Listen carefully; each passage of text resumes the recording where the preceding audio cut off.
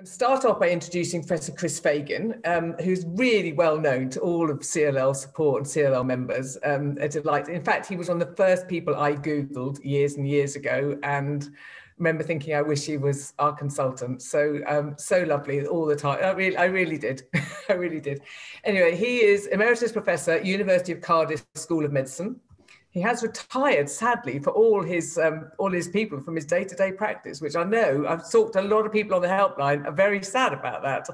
But he does still play a very active role in CLL research and does teach at the University of Cardiff School of Medicine. So also David Allsup, Dr. David Allsup, sorry, I took your title away there, but again, welcome to you. He's Senior Lecturer in Haematology and has I'm reading this because, sorry, an Honorary NHS appointment with Hull and East Yorkshire Hospital Trust. He's the local haemophilia director and has additional clinical interest in inherited and acquired platelet disorders. Inherited, that's very interesting because a lot of people talk to us about is CLL inherited? So that would be a fascinating thing. And he's the local lead for CLL in the area. Julia is a very special interest because Julia is a CNS, which a lot of you are very lucky to have and lots of you aren't. Now, she's a haematology specialist nurse, Oxford Cancer and Haematology Centre, Churchill Hospital. And Julia works with early stage CLL patients and they're all pre-treatment. She monitors and supports patients, mostly over the telephone, but we're going to talk about that, in a clinic known as Oxcom, which is a collaboration with Oxford GPs, which again, I think the whole country should have. It's amazing. And she works in general haematology, assisting patients, and she's done that for 12 years. So we're so grateful to all three of you. I'm going to sign off now. You're going to have your chat. And again, welcome and thank you very much. Thank you, Gail, and thank you all the trustees for inviting us to join you all today. It's a real pleasure and an honour, and I've yet to have a bad experience doing this, so hopefully today isn't the first time, because if it is, it'll probably be the last. I'm delighted to be joined by David. Myself and David go back a very long time. I'm a bit older than David. I looked at a job in Hull before I actually got my first job. They saw the light and didn't give it to me. So David's great to have him. CLL is a disease of old grey-haired men, so you've got two of those. But I'm absolutely delighted to see we're getting some youth into the profession and the CLL expertise in the form of Julia, who's joining us from Oxford. Julia, I think, works at the Churchill Hospital. A bit of information for you, Julia. I was born there on the 18th of November 1960 in a Nissen hut on the Churchill Hospital. I hope it's gone. It wasn't very nice then. There's still some Nissen huts there, I gather. The diagnosis of CLL is usually very straightforward. It's a simple blood test and using a process called immunophenotyping, which looks at the proteins expressed on the cells. You can tell whether the person has chronic lymphocytic leukemia or have a reactive lymphocytosis to viruses or something else, or possibly has another form of lymphoproliferative disorder. About 10% of people, actually, the blood count is normal. You don't see the cells circulating in the blood. These patients usually present with lymph node enlargement, and on a biopsy, it looks identical to CLL, but it's called small lymphocytic lymphoma. And for some reason in this group of patients, the cells don't come out of the lymph nodes and circulate in the blood. We don't fully understand why, but to all intents and purposes, the diseases are the same, they are treated the same, and the outcome is very, very similar between the two. What I want to focus on at the beginning is actually that first meeting with the consultant from the consultant's perspective, because we often don't know what the patient knows who's coming through the door or what the patient is like. We know that 80% of patients who attend their first clinic appointment are not expecting to hear the word leukemia or blood cancer. And we know half of them turn up on their own, alone, as if they're not expecting bad news. Obviously, there'll be some people who are truly on their own, who can't get somebody to come with them, but half the patients turn up alone. So if I go to David first about that, when the door opens and the patient comes in, and you've read the GP letter or the letter maybe from a consultant colleague, and as I say, we don't know if the patient's been told whether they've got leukemia or not. We know very little about the patient. And then the patient comes in on their own or comes in with a a loved one, or even worse, comes in extremely happy, and you think, oh my God, they don't realise what's about to go on here. Can you ask me about the approaches, David, you take when you first see the patient come through the door? Yeah, absolutely. So as you've alluded to, a lot of people come to a clinic unaware that they may be told they have a blood cancer in terms of a leukemia. And a lot of people with CLL, the abnormalities in the blood are detected on a sort of a routine blood check. So somebody goes along for a blood test for diabetes or blood pressure, and the diligent GP notices an abnormality and then asks you or I to see the person. There's only a minority of people that really go to the GP complaining of feeling less well, low energy, lumps in the neck, and who really want to really try and understand why they've been less well. So my approach is the door opens, someone comes and sits down, and essentially I initially gently inquire as to why the person feels they're there, what they've been told, and really what they're expecting. And as you say, Chris, a lot of people, it's a shrug of the shoulders and I don't know, my GP or someone said there was an abnormality on my blood and you tell me about it. So I try and explore really what someone's expectations are. Some people who come and see us have already had the appropriate test done and already have a diagnosis of CLL. Whereas in other places, people are referred up with a blood abnormality and the diagnostic tests to be done. So my approach obviously is to have a chat to them. Why are they there? What problems have they had? What support do they have at home? What other health problems do they have? And then I say what the possibilities are.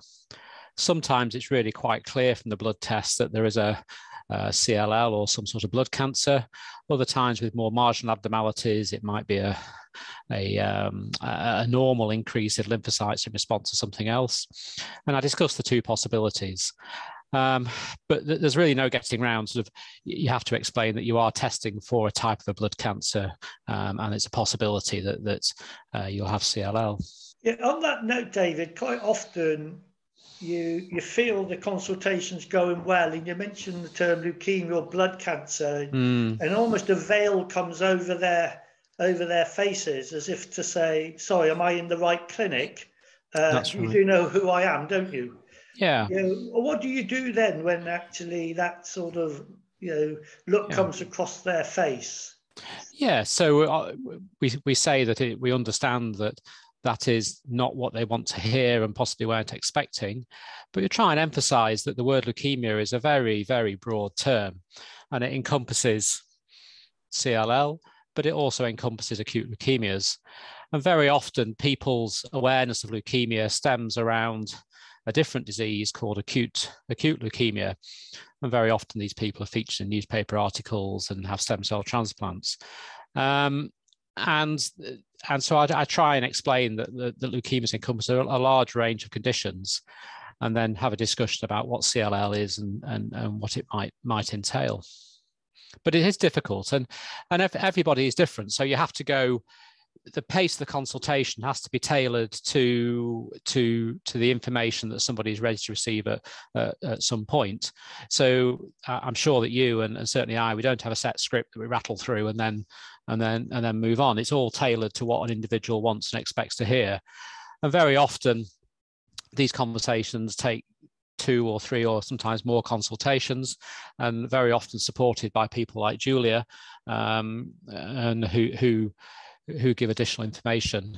And I'm not sure about you, Chris, but I find very often people like Julia get far more out of people than you or I do. Sometimes there's something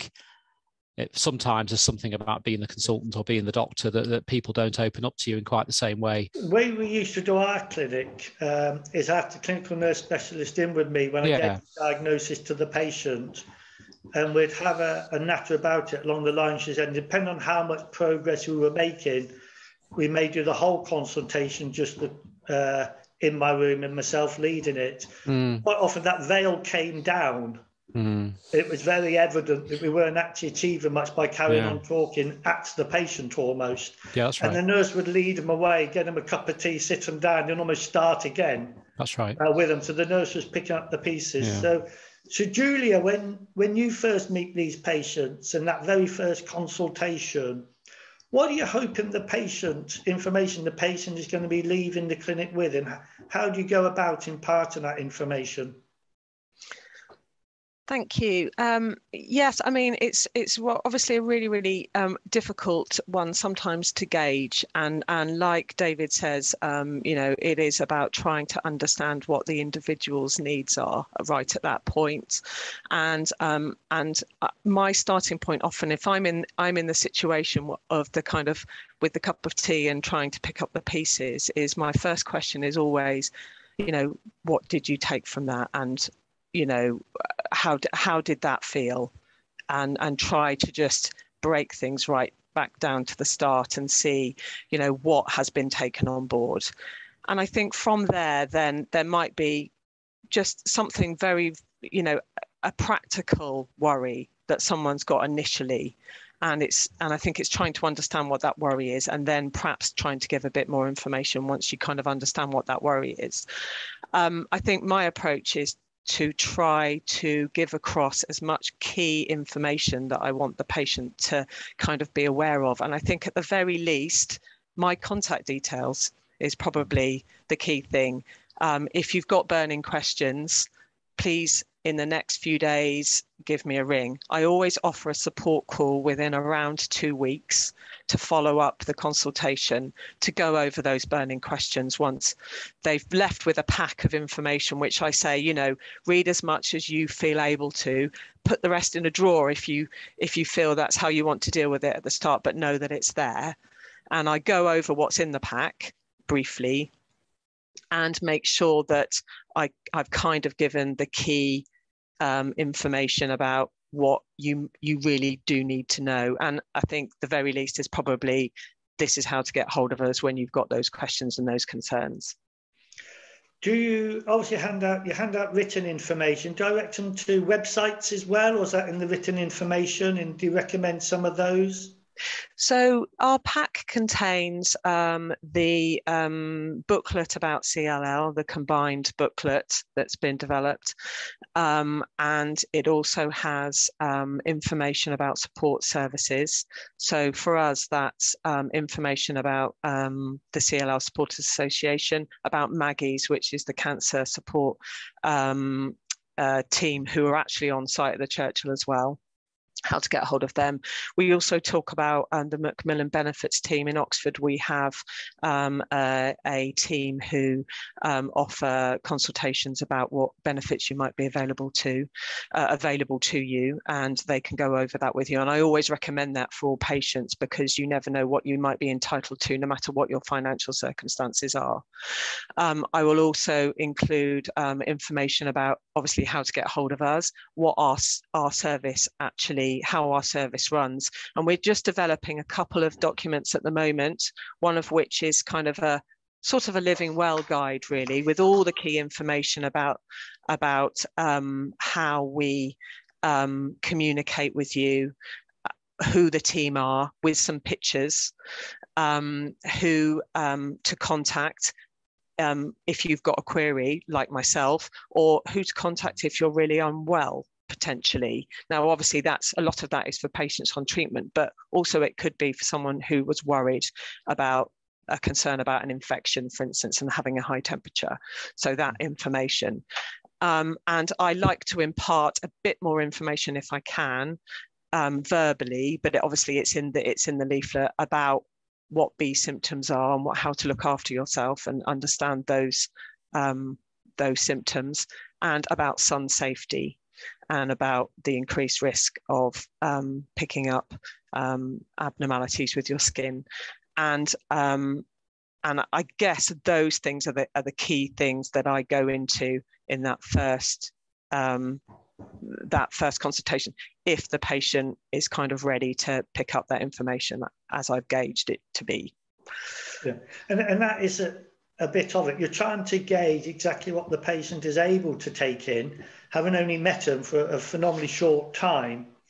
And back to, are the patients prepared for what information was coming their way or not? And often the first consultation is not always the best experience for either the healthcare worker or the patient themselves, because it didn't get off to the good start, that they didn't know what they were there for, and maybe we at times assumed they knew more or understood more than they actually do, because they weren't actually expecting it.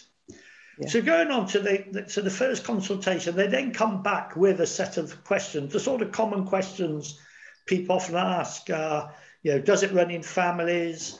What does it mean for me? What do I have to tell work? What do I tell my partner? What do I tell my children? If I can go to you first, David, what's your approach when they come back with a whole load of questions, which are very, very reasonable and understandable questions? What are you trying to do with that? So obviously you deal with the questions as presented. So the first sort of issue you raised there is this question of sort of genetic tendency or genetic susceptibility. And people do very often ask, don't they, should my family members be tested? How have I got this? And I think it's fair to say, Chris, that you and I have probably sat through weeks of lectures and talks about what is the cause of CLL. And around the globe, this is almost a mini industry of people trying to investigate this. And the bottom line is we're not sure. It's thought to be some sort of complex interaction of a susceptibility within the person, and then some sort of immune response that's gone slightly wrong to maybe an infection or something else around the environment that allows the leukemia to develop. And the question of genetic susceptibility, so when people ask about, how have I got this, or can my family get it? Often people are thinking about diseases where there is a true genetic component, where if one person in a family has the disease, there's then a 50-50 chance that brothers or sisters or children may have it. And that certainly is not the case for CLL. However, for CLL, and in truth, I think now for all cancers, there is a weak genetic element such that if one person in the family has CLL, for instance, or another cancer, then the people around them have a slightly increased risk. And this can sound alarming, but in absolute terms, the risk is low. So if, say for the sake of argument, my risk of getting CLL was 1 in 1,000, then the risk in my family members, rather than being 1 in 1,000, might be 1 in 700 or 800. So the risk is increased, but the absolute risk is still small for most people. There is a minority of people with CLL in which there is a stronger familial component. I think that's thought to be about 1 in 10 cases where there is a slightly increased risk, or where there is an increased risk in affected members. But the advice generally is we don't advise screening of family members who are asymptomatic and well because of the uncertainty around the interpretation of blood tests in that situation.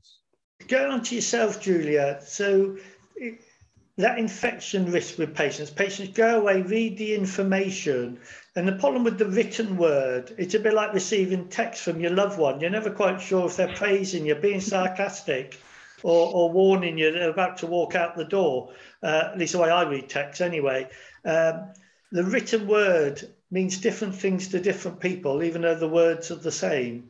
So what's the common things that you get feedback from the sort of written information and websites? Yeah, I mean, I think in terms of the risk of infection, obviously we talk about, people with CLL probably having perhaps a threefold increased risk of picking up infections, and that can sound quite stark, and that can sound quite, like you should be picking up infections all the time. But I think, that it's difficult to kind of break that down for individual risk. And I think I spend quite a lot of time talking to people. I try and get a gauge of all we really have, and when we're monitoring patients, I think, is trying to understand perhaps the tempo of how things are going with, what's happening with the bloods. And also I try to pick up, I think, how prone people have been to infections in the past. And, I often say to someone, you know, if you get a cold, does it normally go to your chest, or, you know, or are you the person in your house who's, you know, the cold stops first, and try and sort of gauge an idea of what experience they've had with infection already, because I think really that's all we have to go by as an individual marker to kind of look towards the future, and try and plot out how it might look going forward, you know, for that person. And do you recommend certain types of coping strategies? Because I say, if you read the written word, the word cancer, leukemia, treatment, infection, etc. comes out. Are there certain coping strategies you recommend for patients and also their families? Because of course, it's almost a family diagnosis, isn't it, CLL? They go home with it and bring it home, take it home to their family and friends. Yeah, very much so. And again, it's one of those things which is really personal for people and how much they want their family to be involved in their diagnosis. For some people, I do telephone consultations with their partner alongside them, and that is what they normally do. And they both chip in about how they are. And actually, I think that could be really, really helpful, because how much you let in your family, there's part of you that's sharing the burden of having the diagnosis with them, but there's also that thing of that they will notice different things to you about how you are. You know, I often hear with couples, and I say, you know, how's your appetite, for instance? Is that okay? And they will say, yeah, it's fine. And then, you know, the partner will chip in, well, you haven't been eating normally at all, you know. And I think that can be really, really helpful. Perhaps for the patient in you know, sometimes that they feel that they didn't want to let in those fears about something has changed, and you know, I think that goes from the start. You know, there are some people who don't want to share their diagnosis very, you know, immediately with their friends and family. And I think, you know, I always would say to patients, just take your time to think about that and try and put yourself in someone else's shoes and imagine how it would feel if you were to find out later, and explain that it can be helpful to have that person on board because of the support that you will get, and also the fact that they will be clued up. So if something does change, they will be aware of it as well. And I was a great believer in a burden shared is a burden halved. And quite often at the consultation, the person got something slightly different or heard things slightly differently than the way the patient actually heard it or received it. So I think having more than one person there is helpful. And as you say, I've seen a few relatives get quite angry when the patient hasn't told them and they found out down the line. It's a very tricky thing to get right. And of course, patients have to make their own mind up. We can't have family or friends ringing us and asking what's going on. We can't talk to them in that way. It has to go through the patient. So let me ask you about that most bizarre of things, which we now know the patient's got CLL, they've gone away with all the information and read it all, and they come back, or maybe now it's going to be a phone consultation, or you're on watch and wait, or watch and worry, depending on the term you want to use for it.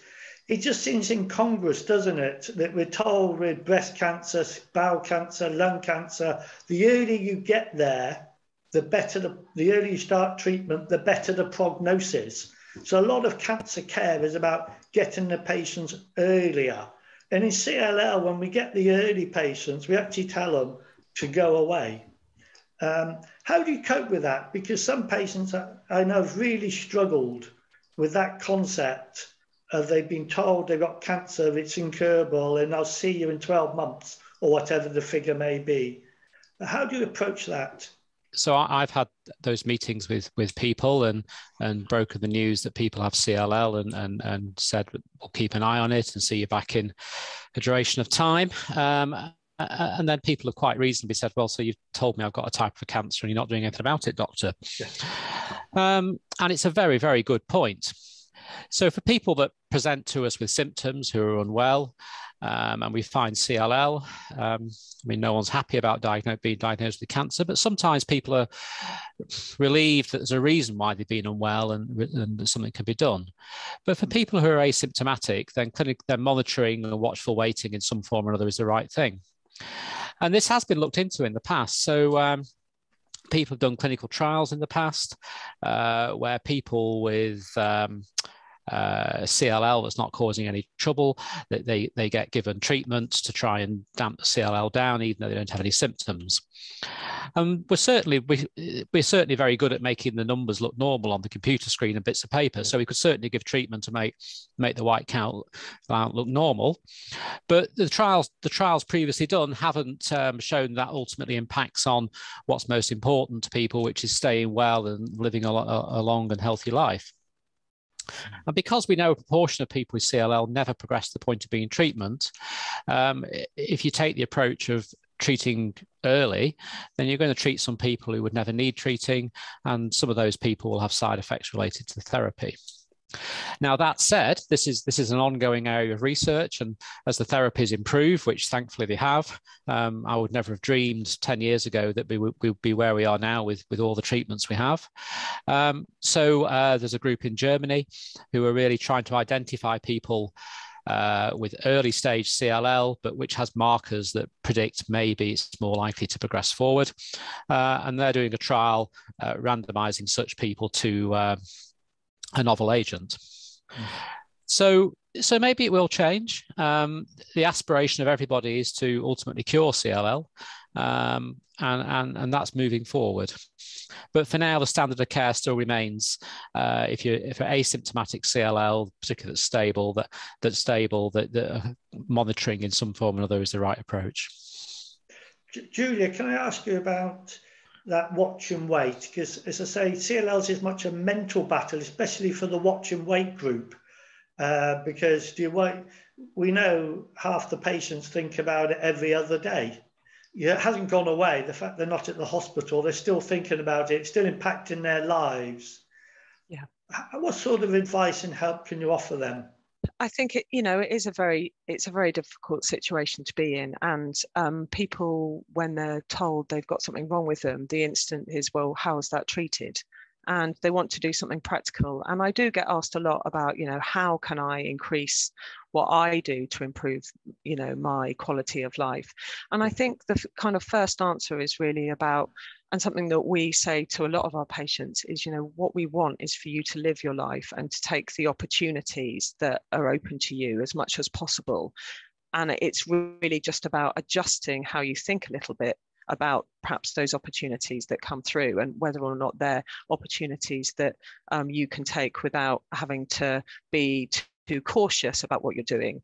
And that's why we're here to talk. We can talk to individuals about their circumstances and talk through the situation. Obviously, we can't mitigate for any particular circumstances that are going to happen, but we can talk through scenarios with people. And I think just having someone to talk to about that and offer some level of advice is really helpful. So I would, if you have access to someone like me, just always pick up the phone and talk about those things that you're worried about. I think the other side of watch and wait, for me certainly, is I get asked a lot about what's the magic number in my counts when I'm going to need treatment. Yeah. And I get asked that, probably every day. And I very much, this is, again, it's an individual situation for everybody. I talk very much about it being the overall package. We don't look at a magic number. We're obviously looking at change in numbers, and if suddenly the tempo of the counts suddenly changes, then we're perhaps going to monitor you a bit more closely. And we're also then looking out for symptoms, and we're going to make you, just think a little bit more about, how you're monitoring yourself for possible symptoms. Yeah, I mean, I never used to discharge patients. I just, they had my contact detail to contact me if there's any issues. There was a study from Birmingham where they did discharge the watch and wait patients, and half of them were back at the hospital within 2 years. It didn't mean half of them needed treatment, but of course, if you're discharged to your GP, you're only going to see your GP and get a blood count if you feel unwell. And anything that makes you feel unwell, if you've got CLL, makes your white count go up. And so I used to often get patients sent back to me where, could you please see this patient whose CLL is progressed? When you discharged them a year ago, their white count was 7 and now it's 11. And then when you saw them in clinic, because it took a few weeks to get through, they got over that event that had made them go to their GP in the first place, and their white count was back to 7. And nothing has progressed. But in the meantime, the patient's been told they've progressed. It's actually very difficult to get your head around that as a patient. One of the things is that everybody is different, and it surprises me the variation in how people react to the diagnosis and the ongoing monitoring of it. Some people do forget to have their bloods taken, and when that happens and I'm phoning them and saying, I need to do your review, but I haven't got your blood tests, I'm actually saying that's a really good sign that you've actually you've forgotten about it enough that you've carried on with your life, and you've forgotten to have yourself reviewed. That doesn't happen that much, but most people are very conscientious at wanting to know what the numbers are. But I do kind of want people not to be hanging on the numbers too much, because the scenario is different for each how a progression might look. I mean, the white count is probably the least informative bit of the patient assessment in reality. Symptoms, lymph nodes, liver and spleen, and what's happened to the platelets, haemophilus is much more important than the white count, but it's the white count people fixate on, including GPs, dare I say. On that note, back to yourself, David, how do you sort of get patients to what's going to be a long haul? This isn't a sprint, this is a marathon, coping with CLL and getting the mindset right, that they're not taking too excessive risks, but they're also not actually prohibiting life to the point that actually the disease is impacting them mentally, which is affecting their physical well-being, when in fact the CLL itself is not really impacting, other than the problem I struggled with the patient felt tired. And is that the CLL or is that not the CLL? I always struggled with tiredness in patients. So tiredness is obviously a key symptom of CLL, but tiredness is also a key symptom of many, many other illnesses and diseases.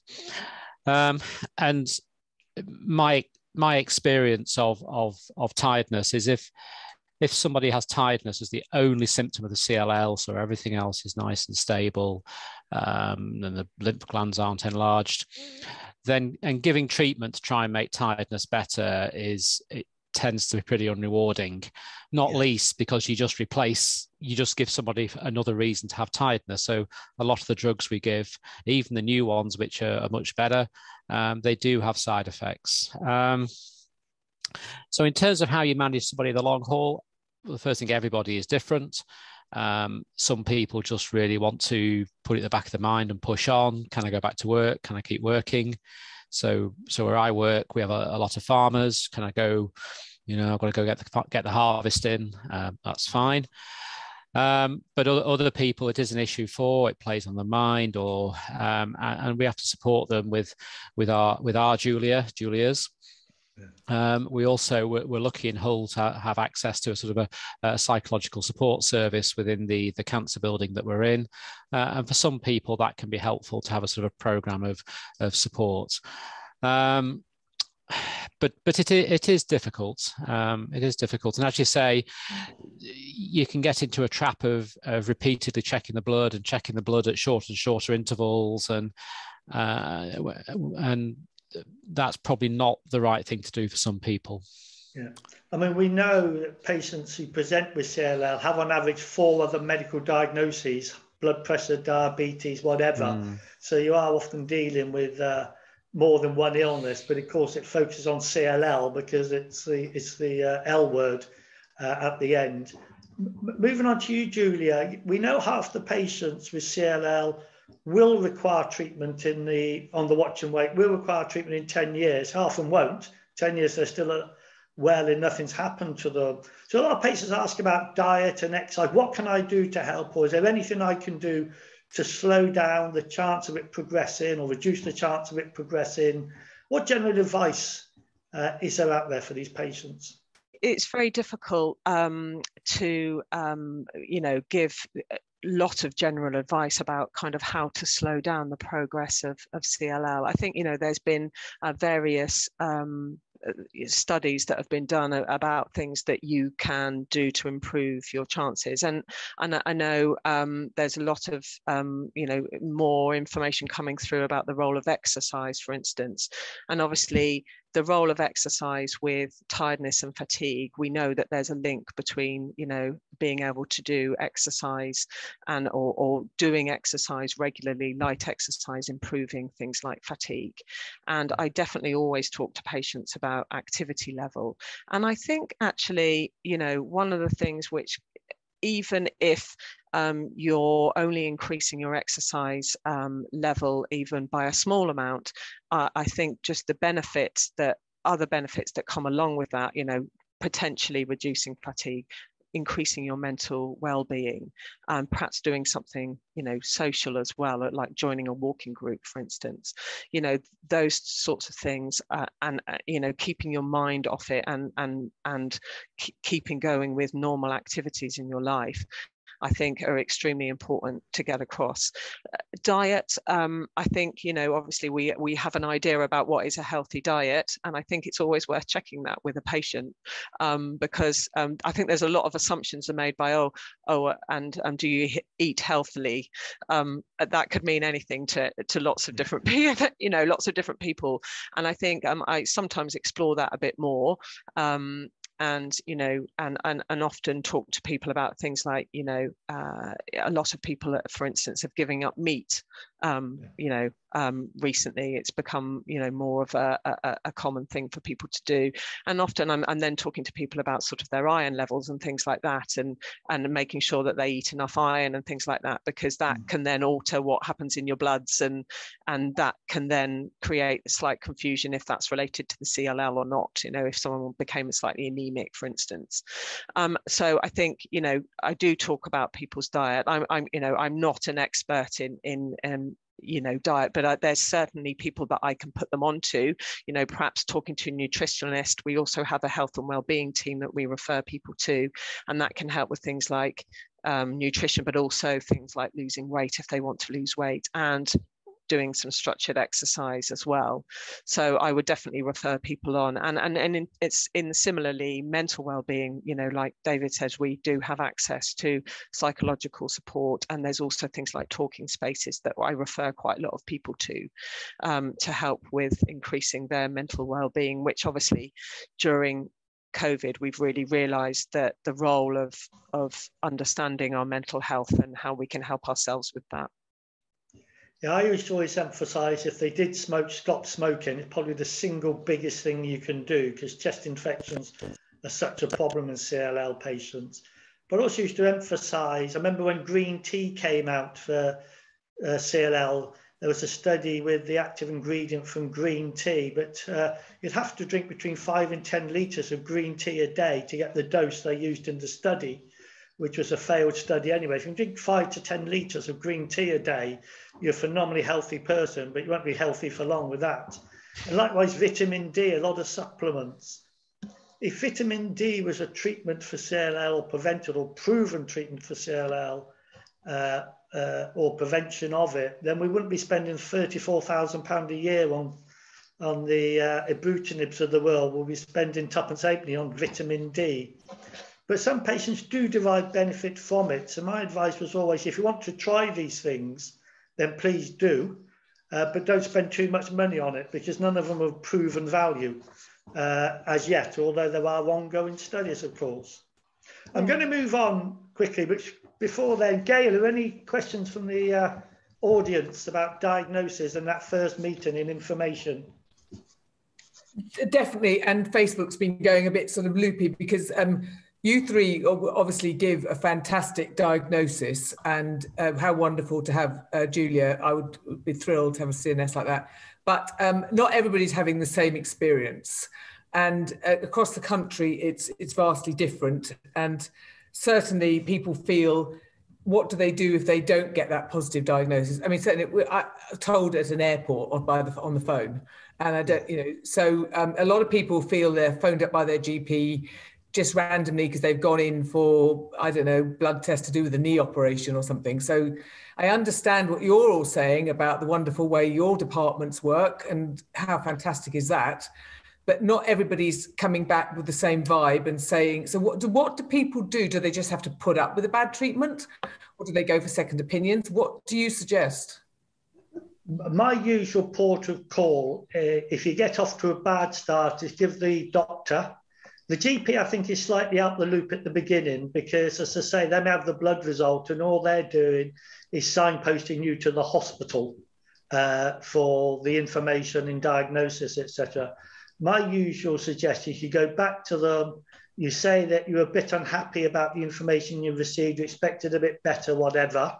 If then you don't actually get peace of mind from that, then actually you're perfectly entitled to ask to be referred elsewhere. I'm a great believer in your local doctor is your best doctor, providing they're up to the job. So, all doctors have bad days. We're only human at the end of the day. Give them a second chance, but ultimately your well-being through this illness is very much depends on that relationship you have with the healthcare team. And if you haven't got a good relationship, then you should really seek elsewhere, but give them another go. Another chance. The problem for some people is that they're in remote areas, or if you're in a fabulous city, Oxford or Hull, or you're down in Cardiff, there are other options.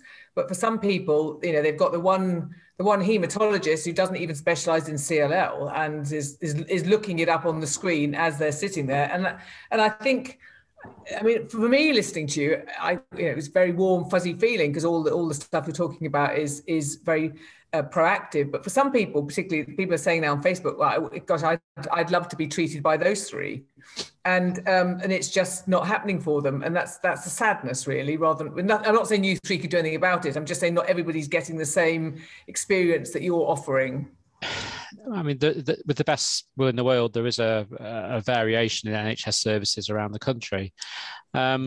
Most haematologists I know, I can't think of any of the haematology consultants that I know that aren't perfectly able and capable of dealing with CLL. Chris and I have set ourselves up as CLL experts, but the truth is our colleagues that aren't here on this call are just as good at this.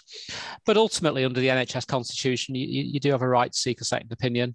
And sometimes it's just you go for a second opinion, you just see somebody else once and they confirm what you've already been told, and you can go to your local services, or equally you can be followed up wherever you sought the second opinion. So one of the things that, with the uncertainty, especially for newly diagnosed patients, is what is going to happen to me?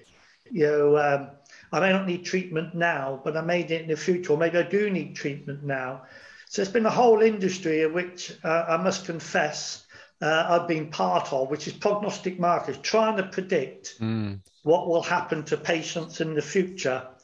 If you saw the way my investments have gone since I retired, you wouldn't have any faith in anything I'd recommend, dare I say. But why are they undertaken, David? Why is it such an important thing, not only for doctors, for patients as well? Some patients get quite fixated on them.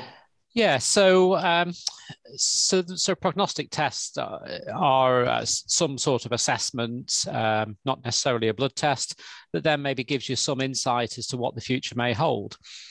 The most prognostic assessment is really someone's overall clinical status when we see them. So what does the blood test look like? Is there anemia? Are the lymph glands enlarged? And that is the most predictive assessment, the clinical stage people talk about. But there's lots and lots of blood tests, there's many dozen, which can say that this person is more likely than the next person to have disease that needs treatment in 2 to 5 years' time. And as you say, there's a mini industry in this because CLL is a disease in which treatment isn't initiated at the start. However, none of these tests are an absolute. There is no blood test that is an absolute. We do this test and it's positive or negative, and this means you will or will not have treatment. And so it's really, they are useful to an extent in conceptualizing what a disease may be, but at this point in time, there is no intervention that's been proven to be helpful based on blood tests. Even the best tests, and it's a combination of tests, the International Prognostic Index for CLL, it's only about 70% accurate for the individual. So it'll tell you if you had 100 cattle, what will happen to 70 of the cattle. It won't tell you what will happen to each individual animal. And therefore, what patients want is individual information. And unfortunately, the prognostic tests don't really give us that, do they? No, and that's right. And that's something else that we all come across is that someone will quite reasonably ask, what's my chance of needing treatment in the future? Or you'll offer treatment. Someone will say, well, what's the likelihood of this working? And we can talk about clinical trials where scientists have looked at 500 or 1,000 people, and you can give an average figure, but a person in front of you isn't an average. They're them. They're an individual. Yeah. And so all these things of saying there's an X% chance of this or that happening, it's of limited use, really. It's more about an individual and what their expectations are and what the limits that can be done. And all these figures about this test predicts this and this treatment produces this response, they're all based on slightly artificial situations. So a clinical trial is a very artificial setup. The people conducting the trial will have clear criteria as to who can go in, primarily to protect people for patient safety. But it's very hard to extrapolate to a general population from a clinical trial or a research study. So which markers do you think are really of value in knowing? If you had a choice of, say, two, which two would you be and why? So my favourite one is the how are you and how have you been and stuff, and if they sit down and they go, or there's the person's partner staring at them when they say, well, I'm all right. The person's sort of nodding and shaking of heads. Followed by a clinical assessment. So what is there anemia? Is there low platelets? Are there swollen lymph glands? And then on top of that, everyone always is very interested in this protein called P53 or TP53, which sits on chromosome 17. And abnormalities in that are associated with a more active disease and differing responses to certain treatments. So if you had to give me 3 tests, it would be a followed by an examination of the blood count, followed by a TP53 or 17P. Absolutely, because 17P alters the therapy. None of the others alter the therapy. Where 17P does, there's a certain way these patients should be treated as a special case. Julia, what sort of questions do you get from patients about prognostic markers, and what sort of worries does it induce in them? Some patients, who are kind of clued up about it, do ask me about TP53, IVHG, those markers in particular. And, we don't generally do those markers before there's a need to do them. So we don't generally do them before treatment is kind of imminent or is being thought about. So we can, if a patient is very keen to kind of proceed with them, we can do them. But obviously, like we've said, there is a limited amount of value at the moment with using them. I guess in the future, as David mentioned, it might be that things change if we were looking to kind of start treatment earlier. And I think probably it's my role to reassure patients of that actually that information, for some patients, they're just kind of interested in understanding what their individual kind of makeup looks like, particularly maybe if they've got a science background or medical background. Yeah. But I think generally I feel it's kind of my role to reassure patients that actually that information isn't necessarily relevant to what's going, it won't necessarily predict what will happen in the future. Kind of our best predictor at the moment is kind of how things have been, and although things can change at any point, that's really what we are using to kind of see how things are going.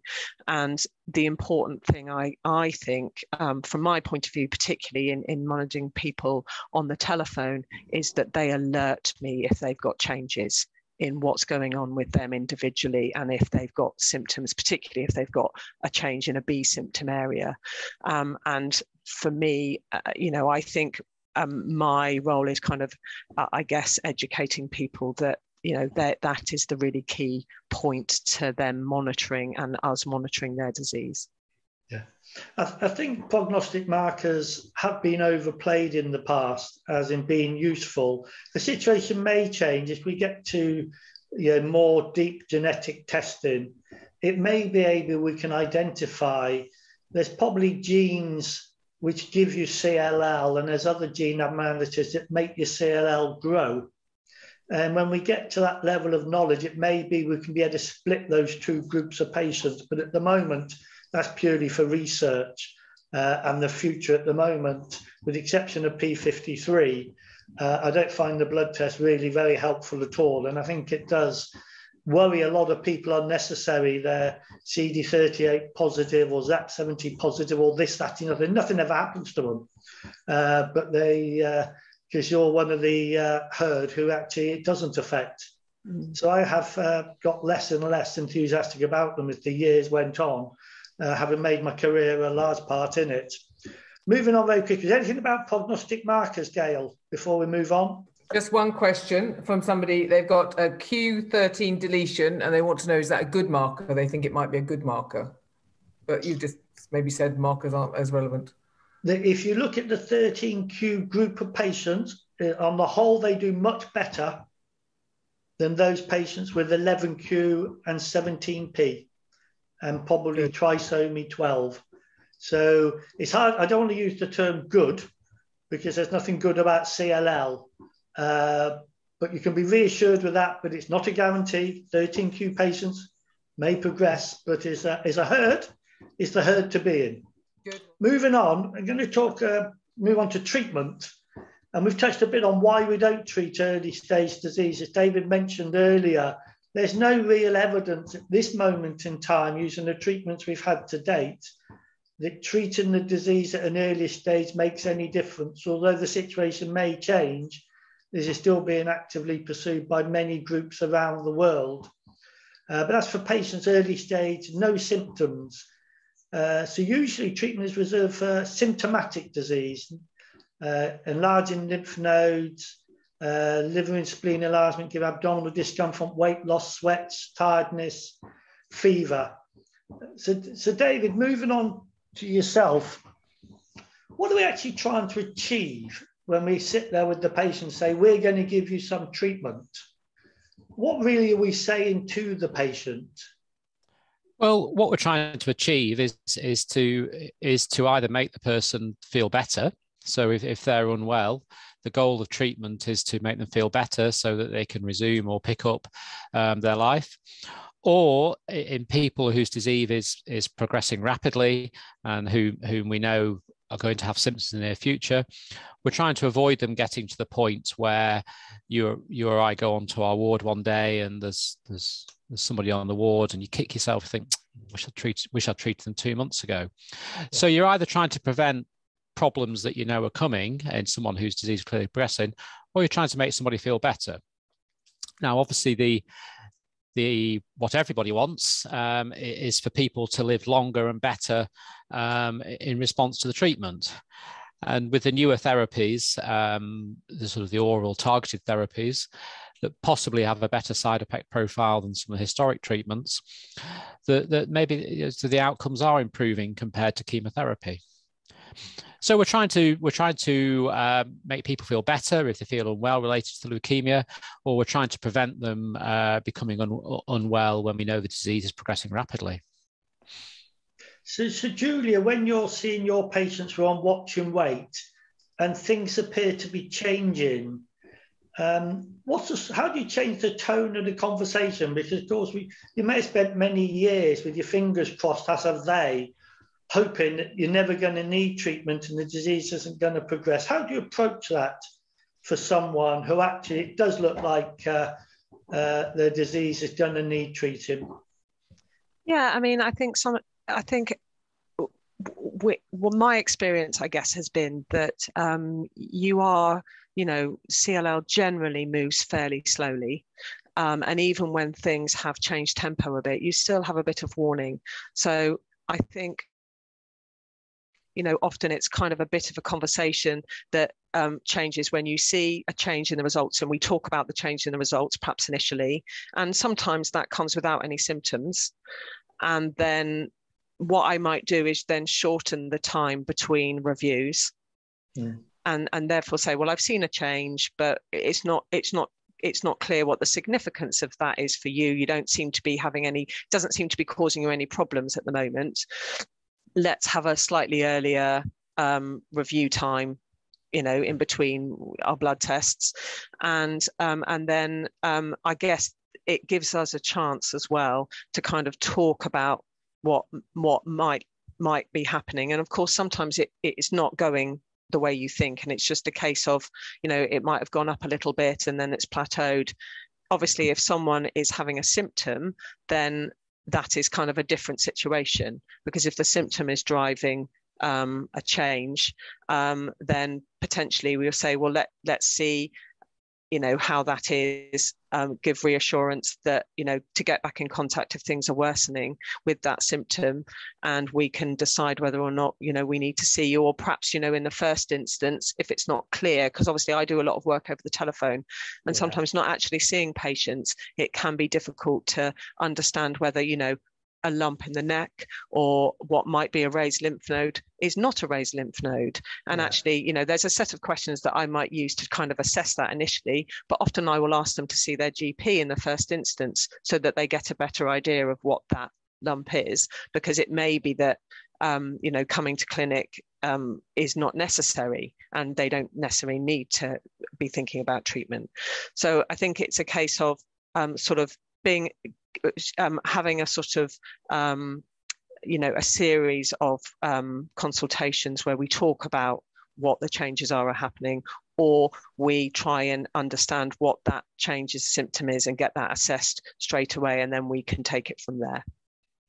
And do you think, this telemedicine as we're talking about now, it's a mixed blessing, isn't it? Because a lot of what Dave and I were talking about picking up as they walk in the room, and you can look at the face of the patient, maybe the partner with them, and you ask the patient, how do you feel? Say, I feel wonderful. You look at the partner whose face, they're shaking their head at you.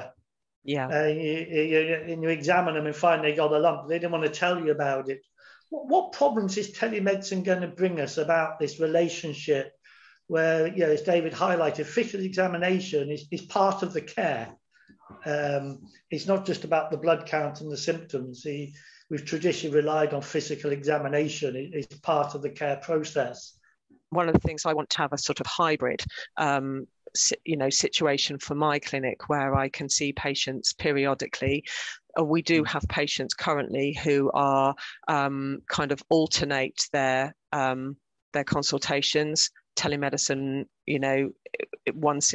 6 months, and then they come into clinic to have an examination, because that can be reassuring.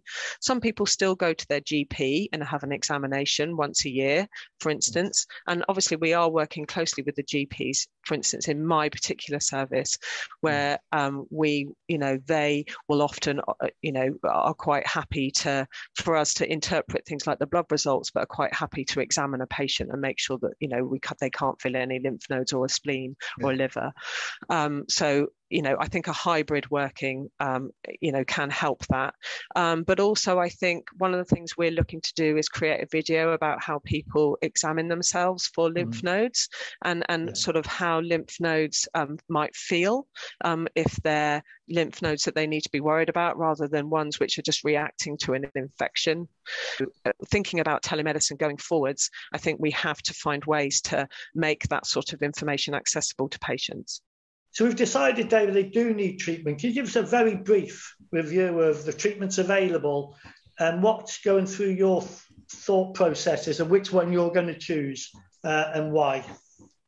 So, the treatment approach for CLL is driven by how drugs are approved. So ultimately, when Chris or I get the opportunity to use a new treatment, that treatment is available because a clinical trial has been done, usually by the company that makes the drug, that have shown that drug is better than another treatment. And then based on that evidence, the NHS will approve that drug, usually only in the circumstance in which the trial was done. So we often get a question, well, why has the NHS approved this drug as first, second, or third line and not in some other way? And the NHS and NICE will only look at data that the companies have produced. That said, we're now in a position, as I said earlier, that I never dreamed we'd be in 10 years ago, where effectively chemotherapy, as we previously understood it, is almost historical for the vast majority of people. However, chemotherapy in the past, particularly combinations of drugs called fludarabine, cyclophosphamide, and rituximab, is certainly a highly active approach, and people that have this chemotherapy, we call it FCR, there's certainly a minority of them that basically have no more trouble from the CLL after having that therapy. But the reason there's been a drive to newer treatments is we know that chemotherapies such as FCR do have side effects, particularly around increased risk of infections and feeling unwell and low blood counts.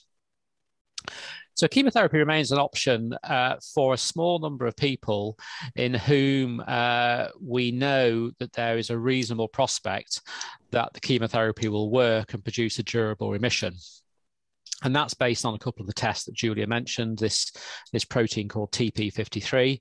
And if that's working normally, that's good. And if they have something called mutated IGVH genes, again, that's viewed to be associated with a better response to FCR chemo. But the majority of people nowadays, I think, we treat with these new targeted drugs, and the options would be a tablet called acalabrutinib, and that targets a weakness in the leukemia cells that's based around something called BTK. And we know that if we can switch this thing off called BTK, the cells rely on this to stay alive, and they just all wither and slowly go away. And that has to be taken twice a day, indefinitely at the moment, though there is research now going on, particularly driven by our colleague Professor Hillman in Leeds, trying to find out whether it's possible to interrupt or stop such therapy in people who do well. There's another tablet called ibrutinib, which is a slightly older version of acalabrutinib, which is also an excellent treatment. And there's another tablet called venetoclax that targets a different weakness in the leukemia cells called BCL2. And essentially BCL2 gives the cancer cells a message to stay alive and stay happy. And if you could sort of give BCL2 a hammering with venetoclax, then the cells are told the cells aren't receiving this message to stay alive, and again, they kill themselves. And venetoclax is often given in combination with an antibody treatment called either obinutuzumab or rituximab. And for someone that's not had previous treatment, venetoclax is given for a fixed duration of time of 12 months. The only downside with venetoclax is a bit faffy at the start. So it works so well that if you start people on the top dose, all the cancer cells die off straight away, which is great. But then they release their contents in the blood, which can sometimes clog the kidneys up. So because of that, we sort of do a stepwise introduction of the venetoclax over a period of 4 or 5 weeks, which can involve a bit of to-in and fro-in. Again, for where I work in Hull, if somebody's coming from the outer reaches of the East Riding or North Lincolnshire, might be logistically a problem to come every week. So you have to tailor your approach. With the drug acalabrutinib and ibrutinib, sometimes they can be a less good option in people with pre-existing heart problems, and so you take that into account. So the answer is the same as always. You would have a chat, you try and individualize it around person's preferences. But the big decision really is around whether somebody wants a defined duration of therapy with perhaps a bit more messing around at the start, or whether they're happy to have a tablet-based treatment where their visits are less frequent and usually every 3 months when people are stable. Yeah, and as you say, the toxicity is different from the old chemoimmunotherapy. With ibrutinib, when it first came out, we all thought it was almost toxic-free because that's what the clinical trials told us, but the real-world data was slightly different, and that tells us something about what patients report in trials when a new drug comes out, that actually they probably play down the side effect if they'd be worried you would stop it if you complained about it. But we're all still learning. Even with ibrutinib, we've only known about the hypertension problem and atrial fibrillation the last few years. It didn't come out of the original studies. It does look like acalabrutinib has a better safety profile, but diarrhea, skin rashes, arthralgia, stiff joints, etc., can occur quite severely in about 15% of patients or so.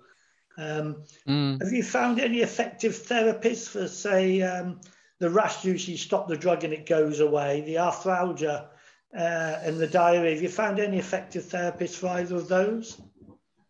So it's really just, as you say, Chris, around trying to support people through. So the arthralgia, the muscle aches and the joint aches sometimes respond to paracetamol.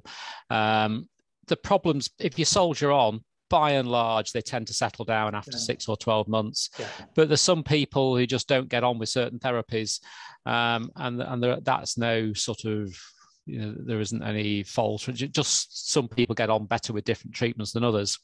Yeah. And sometimes you have to sort of bail out, but you can move on to alternative treatments. Many parts of the country, there are clinical trials open where people who haven't got on with one therapy might be eligible for. So there comes a point, really, if somebody's, you have to think what you're giving a treatment and the blood tests look all nice, but someone's actually worse off than when they started. You have to sort of think about what actually are you doing, Because there's no point in treating the symptoms of CLL that made you start the treatment at the beginning, the sweats, the weight loss, the fever, if all you've done is replace it with another life-limiting disability. That's right. There's no good me feeling smug with myself that the blood count looks better if the person can't go back to work or can't resume their normal activities because of the side effects of the drug. And again, I think a lot of it's communication between the patient and their clinician and the clinical nurse specialist, who's often their advocate. Because again, I've found they often play down the side effects when I ask them how they are, and then they actually open up to the clinical nurse specialist about their actual true life experience. They don't want to upset me for some reason. It's a bit bizarre. I get the same thing. Farmers are terrible for that. If you wouldn't mind, I've just got a few random ones for you, which is sort of outside. Quite a few people are interested in relapsed treatment. You may have been just about to go on to that, so I apologise if you were. But and how do people choose between the two arms, really, of ibrutinib, acalabrutinib, or venetoclax, rituximab for relapse? And maybe is there no right answer to that? So again, many words have been written on this. Basically, my approach is to sort of sequentially work through the various different classes of drugs. So if someone started with, say, ibrutinib, then my next approach would be venetoclax. There's a drug we haven't mentioned called idelalisib, which is slightly fallen out of favour, but it's still a good treatment for some people. And then there's also a clinical trial. But in truth, my experience is the vast majority of people get on well with the initial therapy, particularly if it's something like acalabrutinib or ibrutinib or venetoclax. And we've had relatively few people progressing through those therapies. People are asking as well about CAR-T and CAR-T bite and things like that, but that's probably a long way down their treatment route, is it? CAR-T isn't available, and B, the results from CAR-T in CLL have been behind those seen in lymphoma. So it really isn't going to be a therapy we're going to see in the next few years, apart from being prohibitively expensive. It just doesn't work well in CLL, and it's quite a toxic therapy in reality. But it does offer potentially, certainly in lymphoma, the chance of cure for people in the past who weren't cured or possible to cure. BiTE is another antibody therapy. It links your normal T cells, which can kill cancer cells, to your CLL cells. We've had BiTE therapists for acute leukemia for a long time. They haven't really worked that well in CLL. They're not without their toxicity and their problems.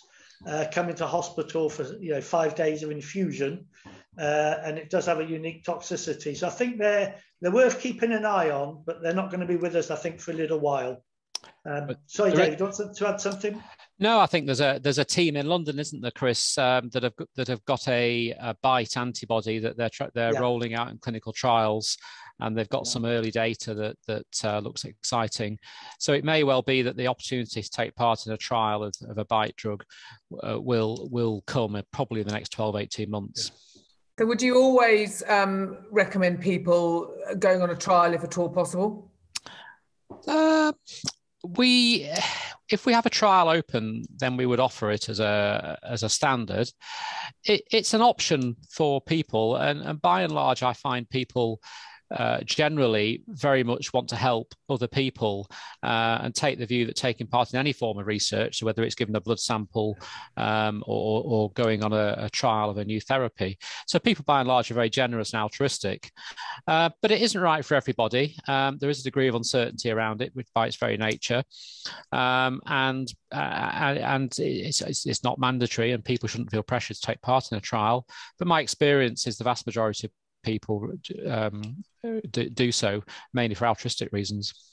As you can imagine, we've had thousands of COVID questions, which I know it's not been a COVID webinar, so apologies to people who've asked in the COVID questions, but we do think one is quite important.